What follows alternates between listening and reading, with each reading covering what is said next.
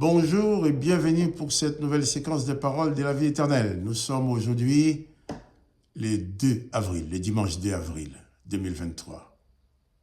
Un jour de grâce, un jour de bénédiction pour toi. Et je suis seulement venu te rappeler que Jésus a dit qu'il est avec toi tous les jours jusqu'à la fin du monde. Donc aujourd'hui, 2 avril 2023, Jésus-Christ est avec toi et rien ne peut te séparer de lui. Je t'invite à prendre conscience de cela, afin que tu puisses t'installer dans la victoire de Christ. Car la présence de Christ dans ta vie, c'est la victoire assurée, c'est le pardon assuré, c'est la grâce, c'est la bénédiction, c'est toute la puissance du Père qui est dans ta vie au travers de Jésus-Christ. Jésus dit, je suis avec toi tous les jours jusqu'à la fin du monde. Je vais continuer à lire avec toi l'évangile de Marc. Nous sommes encore au chapitre 1er. Hier, nous avons parlé de ces lépreux qui avaient la foi, que Jésus a guéri, Jésus a purifié.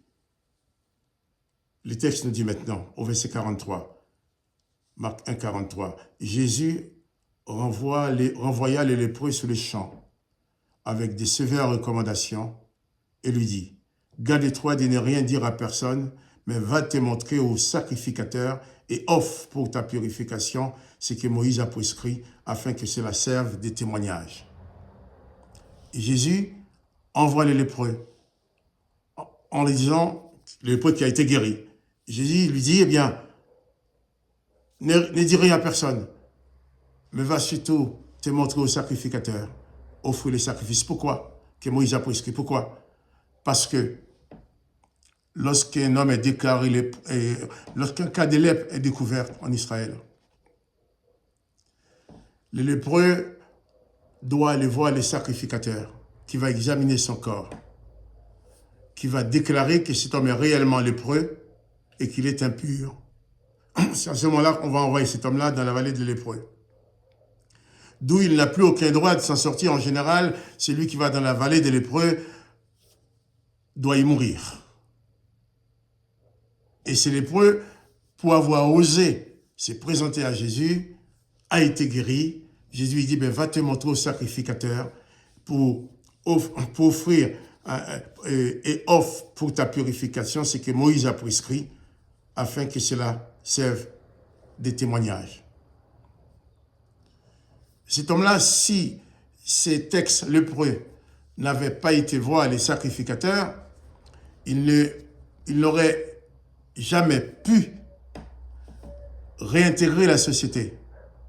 D'une part, il est guéri, mais ce même sacrificateur qui avait déclaré sa lèpre et qu'il avait envoyé dans la vallée des lépreux doit aussi constater sa guérison pour le déclarer pur, en sorte qu'il puisse réintégrer sa famille, réintégrer la société et commencer à vivre une vie normale. Imagine cet homme dans la vallée des lépreux qui n'avait qu'une seule espérance, la mort, pour être délivré de ce mal qui ravageait son corps. Aucun autre espoir, sauf ses privilèges, ce cas exceptionnel, de faire la rencontre de Jésus-Christ qui le purifie. Imaginons la joie de cet homme qui va réintégrer sa famille, qui va réintégrer la société, qui va pouvoir vivre comme tout le monde, qui va même pouvoir aller prier dans la synagogue, là où il a été déclaré impur, cette entrée qui lui était interdite. Jésus, en guérissant cet homme, lui a donné une vie au-delà de ce qu'il pouvait avoir comme espérance. Jésus lui recommanda d'aller voir les sacrificateurs, non seulement pour être déclaré pur, mais Jésus dit aussi, afin que cela serve de témoignage.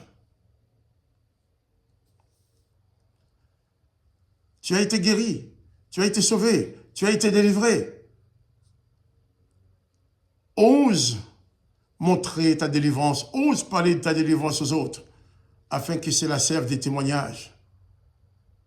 Il ne faut pas te contenter de dire, j'ai prié, Dieu m'a guéri, Dieu m'a sauvé, c'est bon. Tu as sauvé, mais va rendre témoignage. Va parler de ce que Dieu a fait pour toi.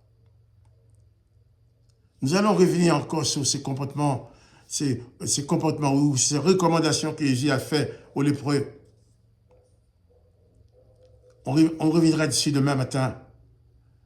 Mais pour aujourd'hui, souviens-toi que Jésus-Christ est avec toi. C'est la meilleure nouvelle que je peux vous annoncer.